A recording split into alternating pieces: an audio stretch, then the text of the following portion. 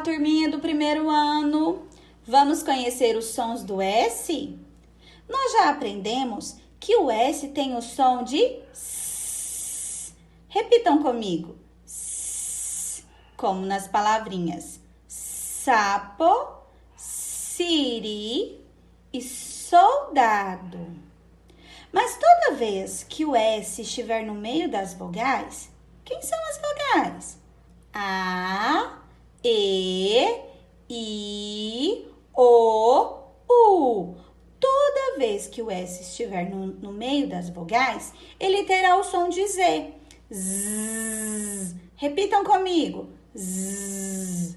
Como nas palavrinhas casa, guloso.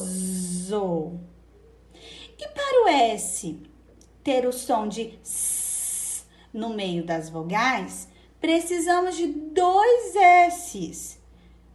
Vejam as palavrinhas. Pássaro, girassol, osso.